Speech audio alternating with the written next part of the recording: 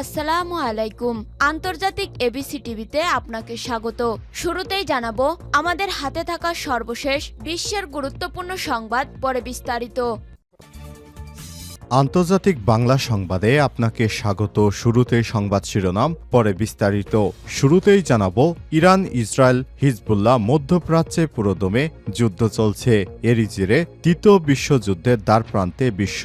দর্শক, এরই মাঝে আমাদের হাতে এসেছে কিছু ভয়ঙ্কর গুরুত্বপূর্ণ আপডেট আন্তর্জাতিক সংবাদ। শুরুতেই জানাবো মধ্য ইসরায়েলে হিজবুল্লাহ রকেট হামলা, আহত 7। দখলদার ইসরায়েলের মধ্য ভূখণ্ডে হামলা চালিয়েছে লেবানন ভিত্তিক প্রতিরোধ আন্দোলন হিজবুল্লাহ যোদ্ধারা। এতে অন্তত 7 জন ইহুদিবাদী আহত হয়েছে। এরপর জানিয়ে দিব এবার পারমাণবিক হামলার অনুমতি দিলেন পুতিন। চলমান রাশিয়া ইউক্রেন যুদ্ধে রুশ বাহিনীকে পরমাণু অস্ত্র ব্যবহারের অনুমতি দিয়েছে রাশিয়ার প্রেসিডেন্ট ভ্লাদিমির পুতিন। আজ এই সংক্রান্ত একটি ডিক্রিতে স্বাক্ষর করেছেন তিনি। মনে করা হচ্ছে ইউক্রেনকে রাশিয়ার ভূখণ্ডের গভীরে যুক্তরাষ্ট্রের ক্ষেপণাস্ত্র দিয়ে হামলার অনুমতির জবাব দিতে এই পদক্ষেপ গ্রহণ করেছেন পুতিন। তাহলে কি বিশ্ব আরেকটি বিশ্বযুদ্ধ দেখবে? এ ব্যাপারে গুরুত্বপূর্ণ সংবাদ জানাবো, সঙ্গেই থাকুন। এবারে জানাবো ইইউ এবং যুক্তরাজ্যের নতুন নিষেধাজ্ঞা প্রত্যাখ্যান করল ইরান। ইউরোপীয় ইউনিয়ন এবং যুক্তরাজ্য কর্তৃক ইরানের বিরুদ্ধে আরোপিত নতুন নিষেধাজ্ঞা প্রত্যাখ্যান করেছে ইসলামী প্রজাতন্ত্র ইরান। আজ ইরানের পররাষ্ট্র মন্ত্রণালয়ের মুখপাত্র ইসমাইল বাঘাই এক বিবৃতিতে এসব কথা জানিয়েছেন। এদিকে প্রথমবারের মতো যুক্তরাষ্ট্রের তৈরি দূরপাল্লার ক্ষেপণাস্ত্র দিয়ে রাশিয়ার মাটিতে হামলা চালালো ইউক্রেন। ইউক্রেনের প্রেসিডেন্ট ভলোদিমির জেলেনস্কি বলেছেন 2025 সালে দেখা যাবে কারা এই যুদ্ধে জয়লাভ করে। যুক্তরাষ্ট্রের বর্তমান প্রেসিডেন্ট জো বাইডেন ইউক্রেনের প্রেসিডেন্টকে অনুমতি দেওয়ার পরই যুক্তরাষ্ট্রের দূরপাল্লার ক্ষেপণাস্ত্র ব্যবহার করে রাশিয়ার মাটিতে হামলা শুরু করেছে। এতেই ক্ষিপ্ত হয়েছে রাশিয়ার প্রেসিডেন্ট ভ্লাদিমির পুতিন। তিনি ইউক্রেনে পারমাণবিক হামলার জন্য একটি চুক্তি সই করেছেন। তাহলে এই যুদ্ধটি নতুন করে আবার বড় যুদ্ধের সম্ভাবনার দ্বারপ্রান্তে চলে আসলো। এবং সর্বশেষ জানাবো যুক্তরাজ্যের নিষেধাজ্ঞার সমালোচনা ইরান। রাশিয়াতে ক্ষেপণাস্ত্র পাঠানোর অভিযোগ অস্বীকার। ইউক্রেন যুদ্ধে ব্যবহারের জন্য রাশিয়াতে ব্যালিস্টিক ক্ষেপণাস্ত্র পাঠিয়েছে ইরান, এমন ভুয়া অভিযোগ তুলে তেহরানে রাষ্ট্র পরিচালিত একটি শিপিং কোম্পানি এবং অন্যান্য স্থাপনার উপর মার্কিন নিষেধাজ্ঞা আরোপ করেছে ইউরোপীয় ইউনিয়ন। তবে ইরান এই নিষেধাজ্ঞার নিন্দা জানিয়েছে। খবর আল জাজিরার। প্রিয় দর্শক, এতক্ষণ শুনছিলেন সংবাদ শিরোনাম, এবারে বিস্তারিত। তবে তার আগে বন্ধুরা অনুরোধ থাকবে এই সংবাদটিতে একটি লাইক দিন। এই চ্যানেলে আপনি নতুন হয়ে থাকলে আমাদের সংবাদটি দেখতে দেখতে চ্যানেলটি সাবস্ক্রাইব করে রাখুন। কমেন্ট করে আপনার মূল্যবান মতামত জানিয়ে দিন বন্ধুরা, আপনি বিশ্বের কোন দেশ থেকে বা বাংলাদেশের কোন স্থান থেকে আমাদের সংবাদটি দেখছেন এবং শুনছেন। আর বন্ধুরা, গাজা যুদ্ধে আপনি যদি নিরীহ ফিলিস্তিনিদের ভালোবেসে থাকেন তাহলে কমেন্টে ইয়েস লিখে বিশ্ববাসীকে জানিয়ে দিন। এবারে বিস্তারিত। মধ্য ইসরায়েলে হিজবুল্লাহ রকেট হামলা, আহত 7। মধ্য ইসরায়েলে রকেট হামলা চালিয়েছে লেবানন ভিত্তিক প্রতিরোধ আন্দোলন হিজবুল্লাহ। এতে অন্তত 7 জন আহত হয়েছে। মঙ্গলবার 19 নভেম্বর কাতার ভিত্তিক সংবাদ মাধ্যম আল জাজিরার এক প্রতিবেদনে সব তথ্য জানানো হয়েছে। ইসরায়েলি অ্যাম্বুলেন্স সার্ভিস মেগান ডেভিড অ্যাডম এই তথ্য নিশ্চিত করেছেন। ইসরায়েলি সামরিক বাহিনী জানিয়েছে লেবানন থেকে 5টি প্রজেক্টাইল এবং 10টি রকেট ছোড়া হয়েছে।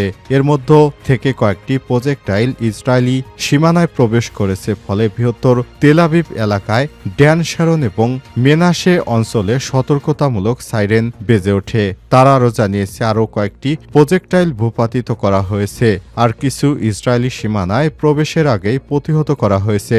ইসরায়েলি বাহিনী আরও জানিয়েছে লেবানন থেকে ইসরায়েলের আপার গ্যালিলিও এলাকাকে লক্ষ্য করে 10টি রকেট ছোড়া হয়েছে। এর মধ্যে কয়েকটি ইসরায়েলি সীমানায় আসার আগেই প্রতিহত করা হয়েছে, আর কয়েকটি ইসরায়েলি সীমানায় প্রবেশের পর উন্মুক্ত স্থানে ভূপাতিত করা হয়েছে।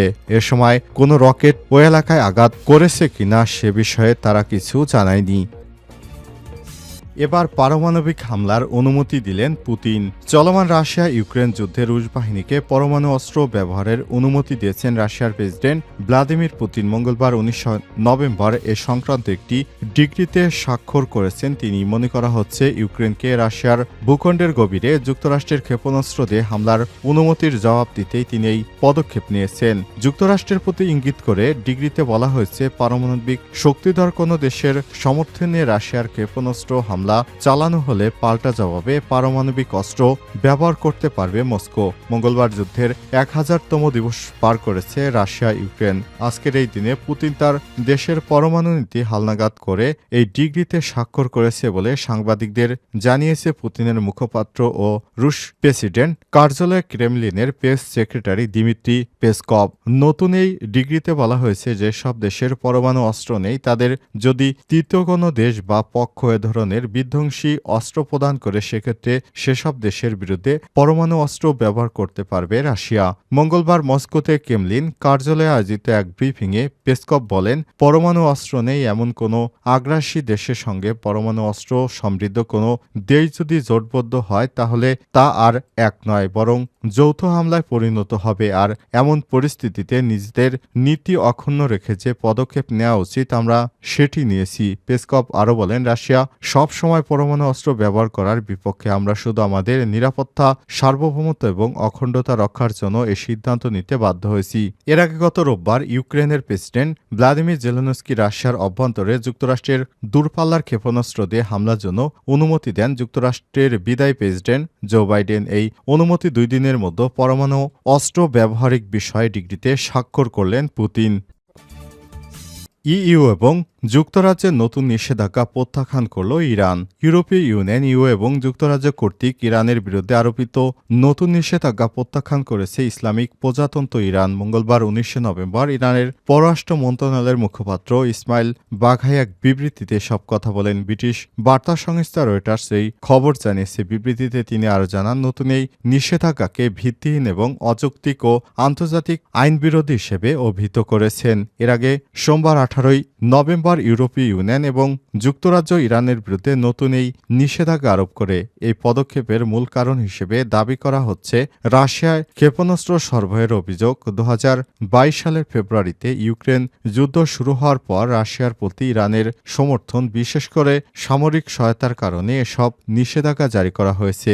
ইইউ ব্রাসেলসে সোমবার এক ঘোষণায় জানায়, তারা ইসলামিক রিপাবলিক অব ইরান এবং শিপিং লাইনস IRILS এবং এর পরিচালককে নিষেধাজ্ঞার তালিকায় অন্তর্ভুক্ত করেছে। ব্রিটেনও একই দিন ইরানের এয়ারলাইন্স এবং শিপিং ক্যারিয়ারগুলোর উপর নিষেধাজ্ঞা জারি করেছে। তাদের অভিযোগ, রাশিয়াকে ব্যালিস্টিক ক্ষেপণাস্ত্র সরবরাহের জন্য ইরান দায়ী। ইরান এই নিষেধাজ্ঞাগুলোর বিরুদ্ধে কঠোর পদক্ষেপ ও প্রতিক্রিয়ার দাবি করেছে। সব পদক্ষেপ কোনো সঠিক ভিত্তি নেই। ইসমাইল বাঘাই তার টেলিগ্রাম চ্যানেলের এক বক্তব্যে বলেন, ইউ এবং ব্রিটেন নতুন নিষেধাজ্ঞাগুলো সম্পূর্ণ ভিত্তিহীন এবং অযৌক্তিক। ইরান এই পদক্ষেপগুলো প্রত্যাখ্যান করেছে, যা আন্তর্জাতিক আইনের প্রতি তামাশা এবং ইরানের সার্বভৌমত্বের প্রতি হস্তক্ষেপ। এ সময় তিনি আরও বলেন, নিষেধাজ্ঞাগুলোর মাধ্যমে ইউরোপীয় দেশগুলো ইরানের নৌপরিবহন এবং সামুদ্রিক বাণিজ্যের স্বাধীনতা লঙ্ঘন করে, যা আন্তর্জাতিক বাণিজ্য আইন এবং ন্যায্য বাণিজ্যিক নীতির বিরুদ্ধে একটি সরাসরি আক্রমণ।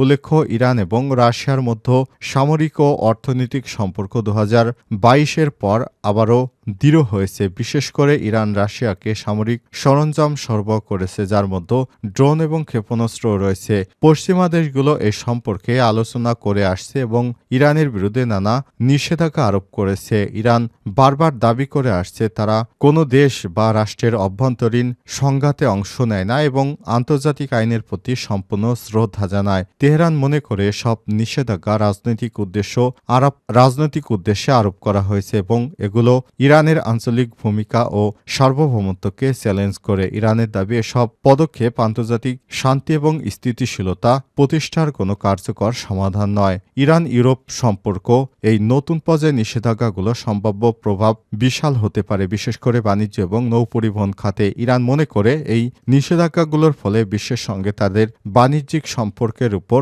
নেতিবাচক প্রভাব পড়বে, যা বিশ্বের বিভিন্ন অঞ্চলের সঙ্গে তাদের অর্থনৈতিক কার্যক্রমের বাধা সৃষ্টি করতে পারে।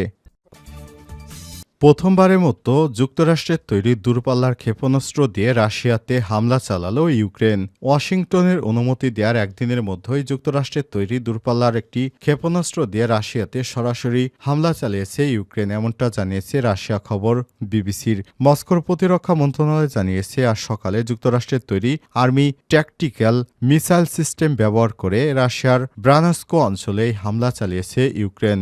মন্ত্রণালয়ের বিবৃতিতে বলা হয়েছে 5টি ক্ষেপণাস্ত্র গুলি এবং ভূপাতিত করা হয়েছে এবং একটি ধ্বংস করা হয়েছে। ক্ষেপণাস্ত্রে ধ্বংসাবশেষের কারণে ওই এলাকায় একটি সামরিক স্থাপনায় আগুন ধরে যায়। বিবৃতিতে আরও বলা হয়েছে স্থানীয় সময় বেলা 3:25 হামলা চালানো হয়েছে, এতে কেউ হতাহত হয়নি। এর আগে ইউক্রেনের সামরিক বাহিনী নিশ্চিত করে যে তারা রাশিয়ায় ব্রানস্কো এলাকায় একটি গোলাবারুদের গুদামে হামলা চালিয়েছে। তবে এই হামলায় এটিএসির MCS ব্যবহার করা হয়েছে কিনা সেটা তারা নিশ্চিত করেনি। সামরিক বাহিনীর সূত্রের বরাতে দিয়ে ইউক্রেনের সংবাদ মাধ্যম জানিয়েছে এই হামলায় যুক্তরাষ্ট্রের ক্ষেপণাস্ত্র ব্যবহার করা হয়েছে।